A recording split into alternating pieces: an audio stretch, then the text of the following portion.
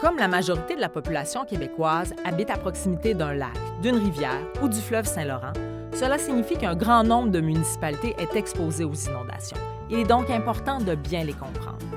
Dans cette capsule, nous allons expliquer ce qu'est une zone inondable.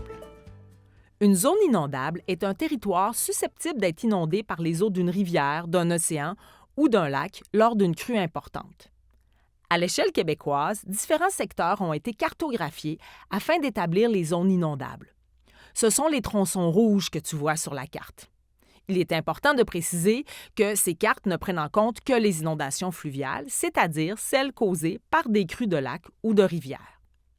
C'est à partir de différentes informations comme les données topographiques et les inondations qui se sont produites dans le passé que les spécialistes vont déterminer et cartographier les zones inondables.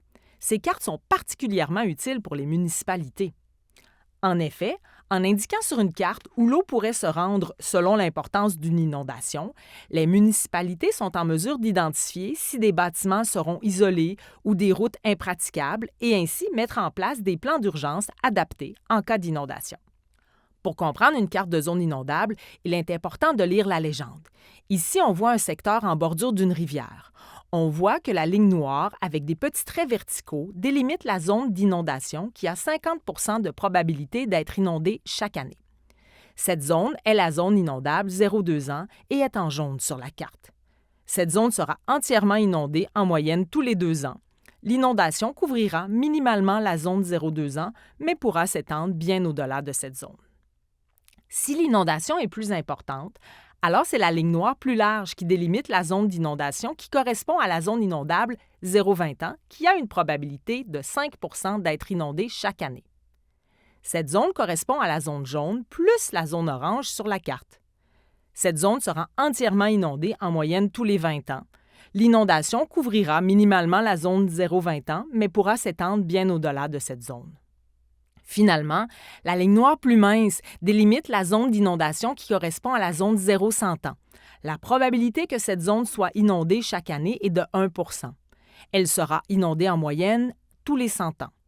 Les inondations couvrant la zone inondable 0-100 ans sont généralement très dommageables si elles surviennent dans des secteurs habités.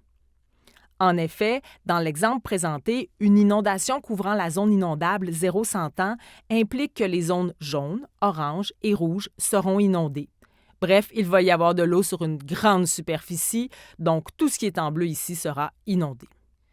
C'est donc en travaillant avec les cartes de zones inondables qu'on peut ainsi mieux planifier l'aménagement d'un quartier, la construction d'une école et les situations d'urgence.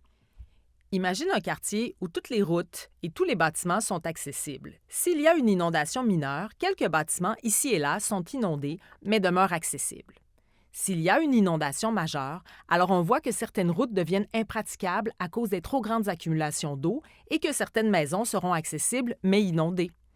Finalement, une inondation exceptionnelle ferait en sorte que plusieurs maisons seraient inondées et non accessibles, mais on voit également que certaines maisons ne seront pas inondées, mais elles seront inaccessibles, ce qui devient problématique. Les cartes de zones inondables sont aussi utiles pour planifier à long terme. Ceci revêt une importance toute spéciale dans un contexte de changement climatique.